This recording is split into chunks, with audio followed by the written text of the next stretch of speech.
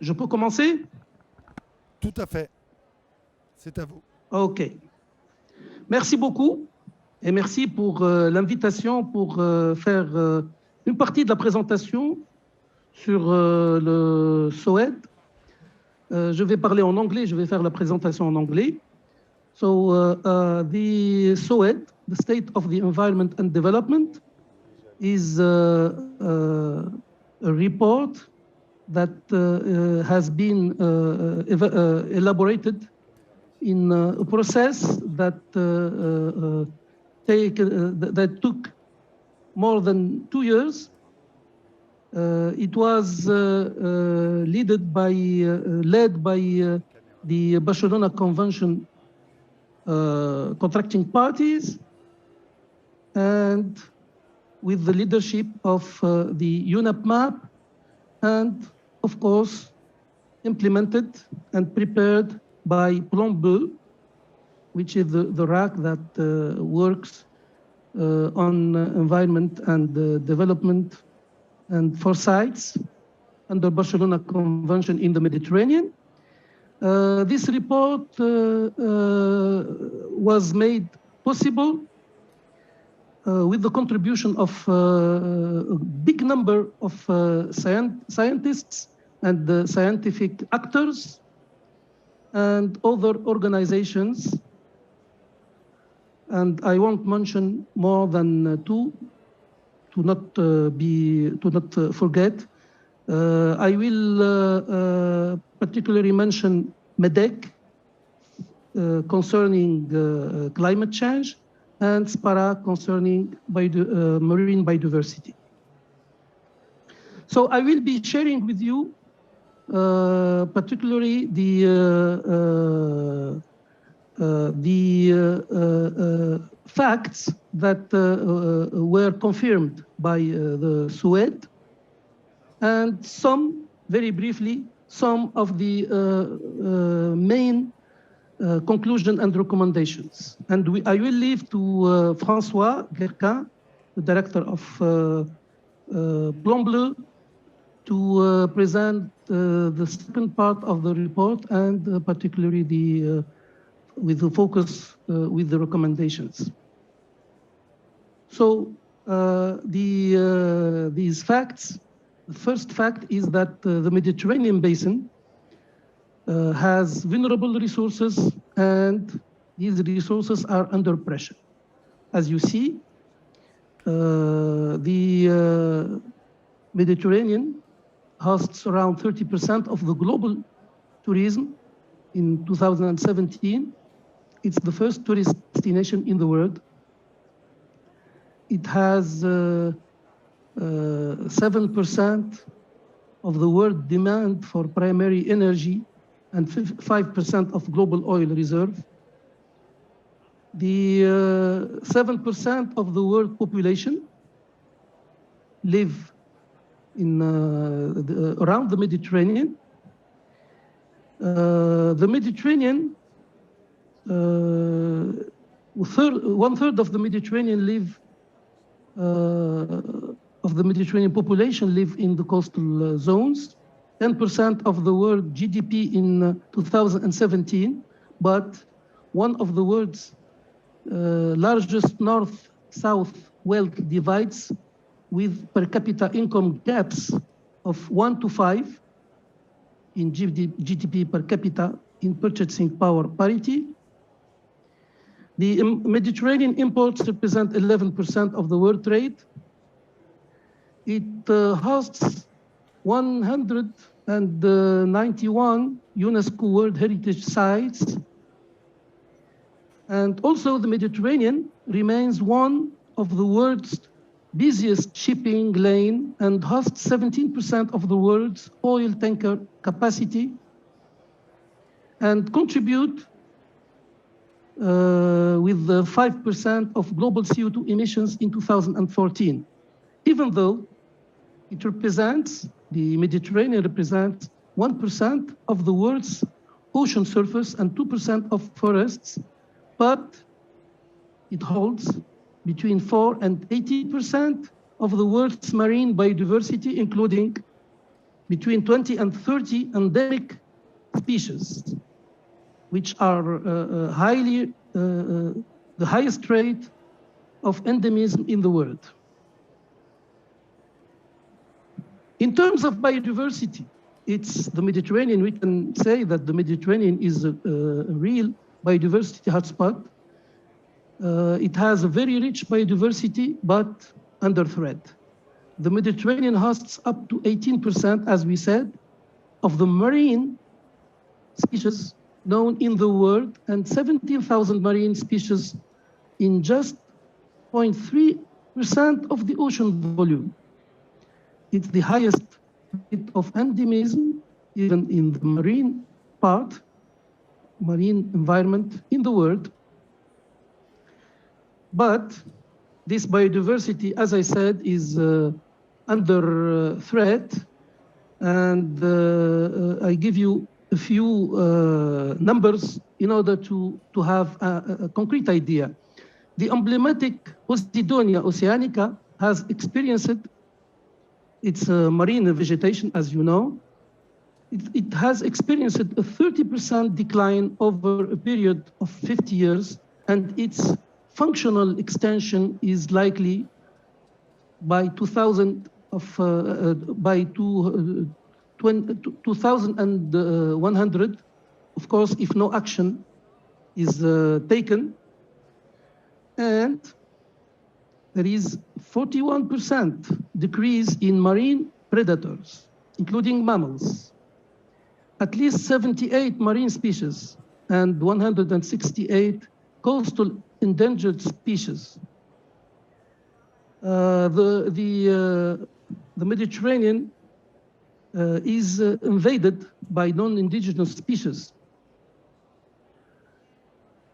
And the number so far exceeds 1,000 species of non-indigenous ones, with at least 10% that are classified invasive.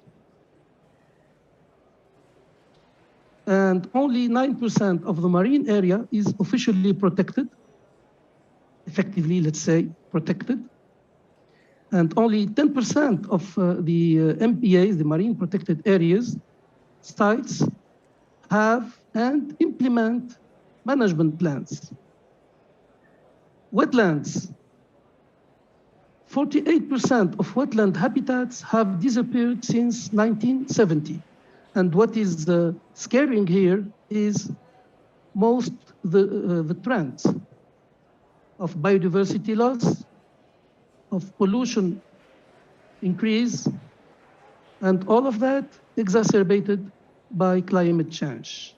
So when we talk about loss of biodiversity, that means loss of services rendered by ecosystems like protection against erosion, water purification, flood and drought mitigation, food supply, pollination, carbon storage, cultural and recreational services, and so on and so forth. Climate change.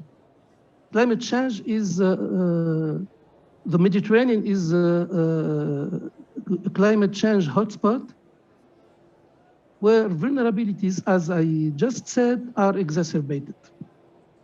And this is the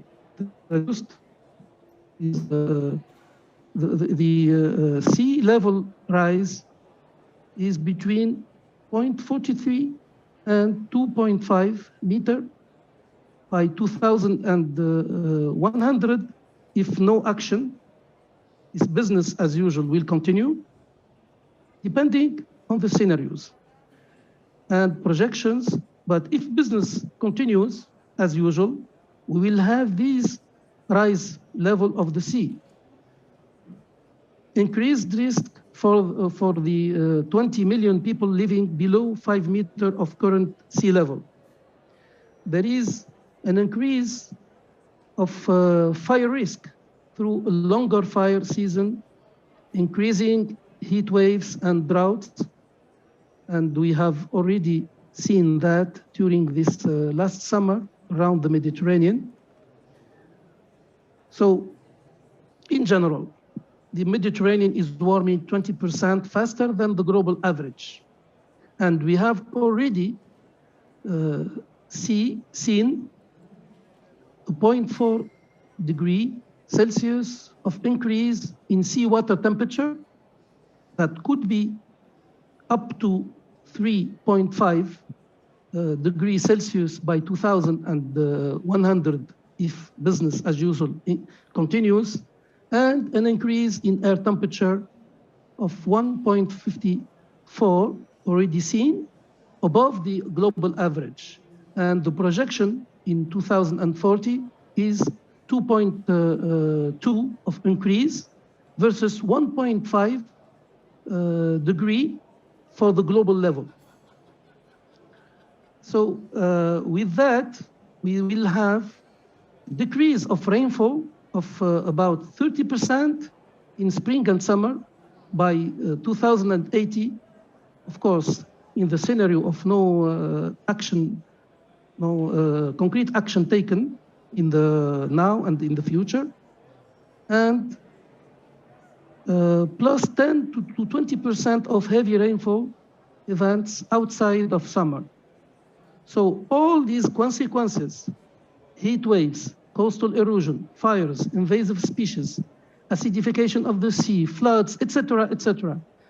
We have already seen that, and we are living with that.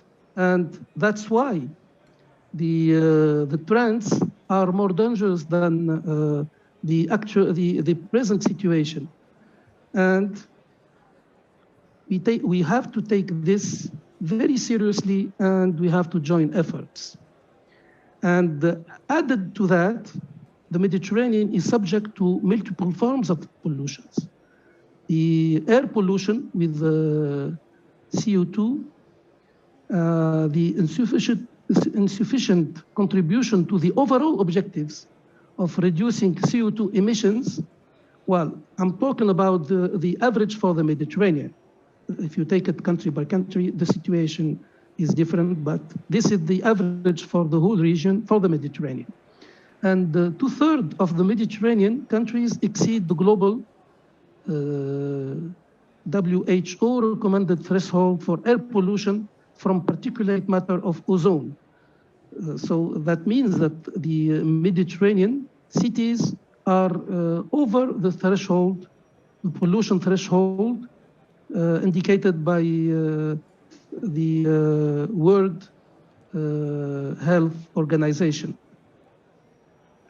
There is also soil, water, and sea pollution, especially from land base to the sea, and pollution with plastic in the sea. And this is a very impressive particularity in the Mediterranean that calls for action immediately. So I will share very quickly with you some of the recommendations, saying that we have to underline that the Barcelona Convention is and continue to be the appropriate framework for coordinating action. But we need the mobilization of all the actors of the whole Med as in a coherent system, as a coherent system. So among the recommendations, the consumption and production patterns, the dominant consumption and production patterns need to be profoundly altered. And the report on the state of environment and the development 2020 made it clear that the anthropogenic pressures are increasing, resulting degradation of the environment and living condition. The Mediterranean fragilities are, as I said, exacerbated, are expected to be exacerbated already by climate change. And flicking the green switch in a decisive manner demands comprehensive policy interventions that cuts through all sectors. So what is needed is horizontal and cross-cutting policy and paradigm in order to mainstream all of these aspects, mainly the three of them, the biodiversity loss, the climate change effects, and pollution, in order to integrate the action in all the policies for sectorial development. And SOED 2020 made it clear progress in public policies has positive results so far, but insufficient to safeguard the Mediterranean and to achieve the good environmental status as a goal while meeting human development needs. The other main and important recommendation is that nature is essential for building back better. And it was clear in the report that we need to improve and upscale existing actions to protect and restore biodiversity. And also, and this is a crucial aspect, which is to apply and enforce laws and regulations, because in the Mediterranean, the laws, the legal frameworks and regulations are there, but we need to enforce them and to improve their enforcement and to make it more effective. And also, of course, to work together and to join forces and to join hands. With that, I thank you for your attention.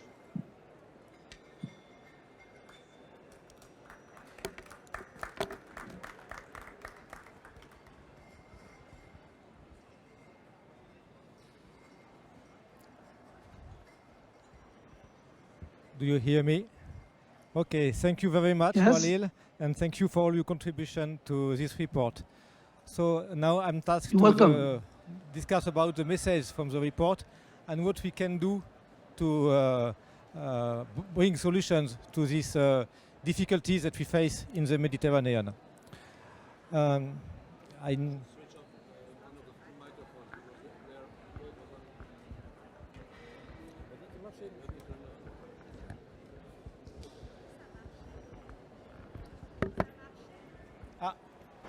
Ça marchait apparemment? Yeah. Okay, we have to take the other one out, maybe. Is it better? En parlant plus loin.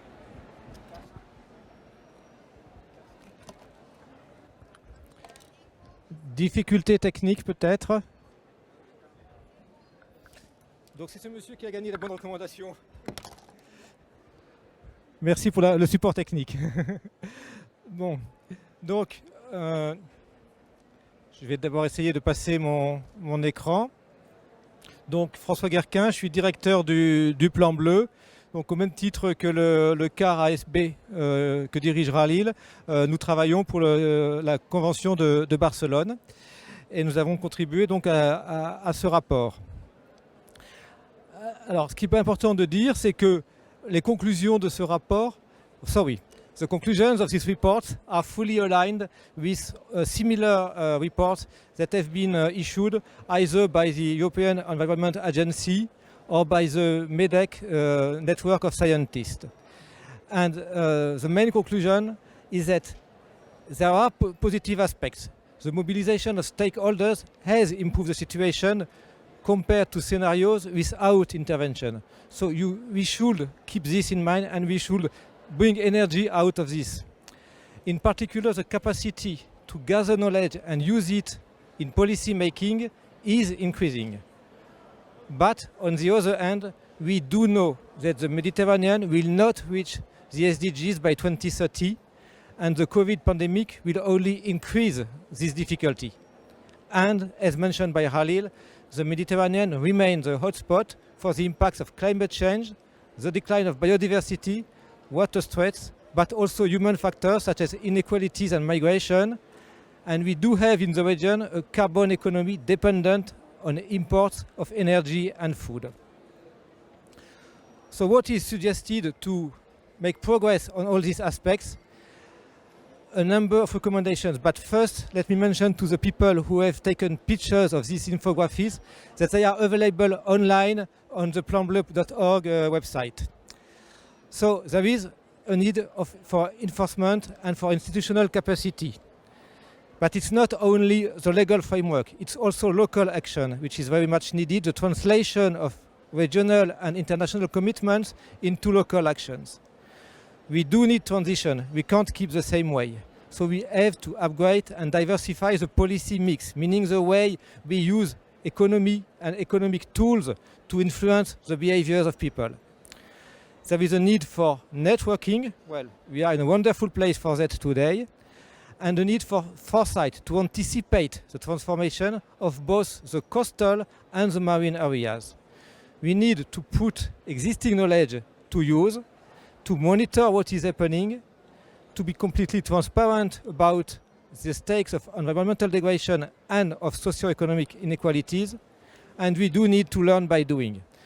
All this look like a wish list, so I hate doing wish list. So we tried in Plan Bleu to see what we could do to bring our own contribution to this effort. So general recommendations are to improve and generalize the action, to protect, but also to restore. Then to apply and enforce legislation, to invest in transition, to monitor trends and use information for advocacy, and to work all together, science, policy, legal and civil society. So in Plan Bleu, we disseminate this inventory, and we want it to be used as a basis for regional foresight and for strategy work. And we want to promote the implementation of this recommendation at its level. Regarding implementation, institutional capacities and learning by doing, we are going to launch a study of legal indicators to better understand how the national implementation of commitments is made under the Barcelona Convention. Because it's very nice to have regional commitments, but we do need the implementation. We do want to promote and support peer-to-peer exchange on national sustainable development strategies, because we don't want to be in making recommendations, but we want people to exchange. This is much more powerful. And finally, we want to strengthen national and local capacities for data collection and monitoring evaluation, because we have now a regional evaluation, but we do need national governments to understand what is happening in their country, in their sea. Regarding local actions, networking and co-constructions, this is something that Plan Bleu really promotes. So we will have a reinforced support for the MEDEC scientific network, about 600 Mediterranean scientists working in partnership with UFM and the MAP system to really study climate change, adaptation and mitigation in our sea. We will continue working, sharing knowledge and experiences. For example, we organized last year, May 2020, to really have a direct exchange between scientists, decision makers, students and public at large. We always work in partnerships because nobody has all the information. For example, the SOED publication has been written by more than 150 contributors. So it's really building on the information known by a lot of different people and institutions. And these partnerships has to be really encompassing all sectors of the society, NGOs and intergovernmental bodies, but also local and national leaders, financial institutions, foundations and think tanks. And this is something that is done systematically in our work. We do work in open networks. For this report, for the notion of observatory, I will come to it later, foresight and thematic studies. So now let's go to knowledge, monitoring and transparency. We have recently launched a regional observatory on environment and development, because too many observatories for the time being are too thematic and do not encompass all the aspects of sustainable development. And we are building it as an open source and a digital tool to interactively visualize environmental information from various partners, not from Plan Bleu. We are not presenting our data. We try to build a system for people to bring data and to collect data. And this gives the capacity to really see the interaction between different sources of information, different layers. For example, looking how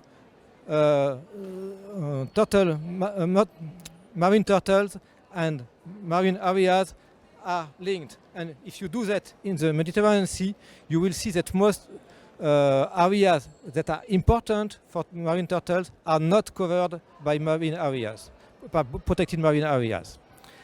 And the tool that we are building right now with a number of partners is made in a way that it's a network observatory. So anybody can contribute to it and anybody can download from it. So this is the way we can really progress on sharing information.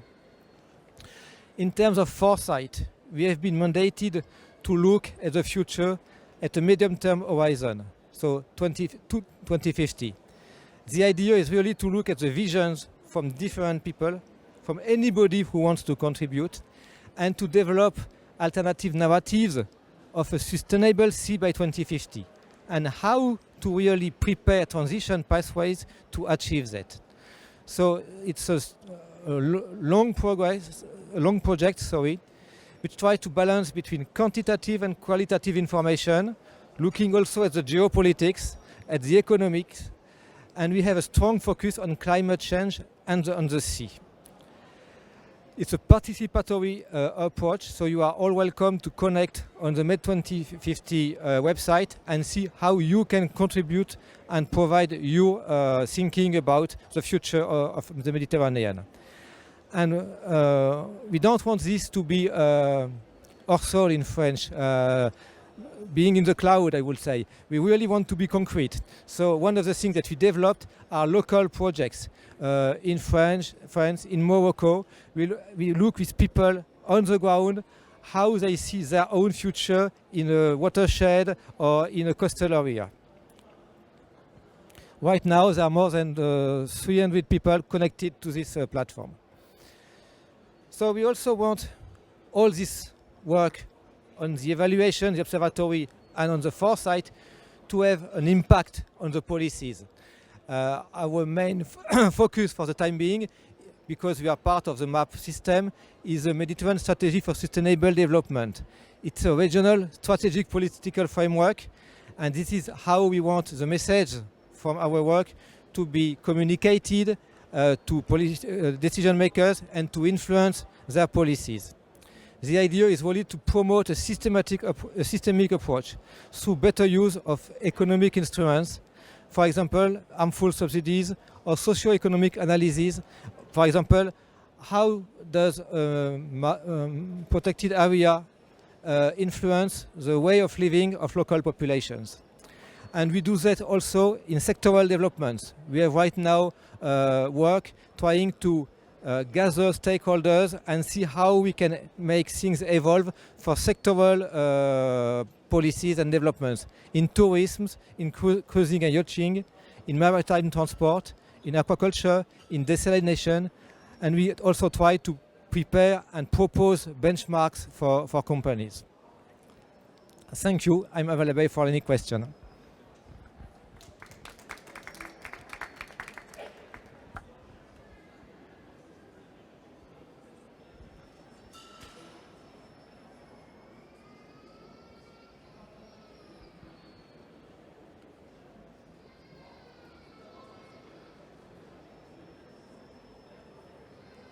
There is no question.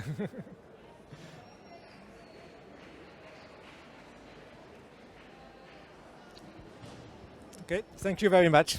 Thank you.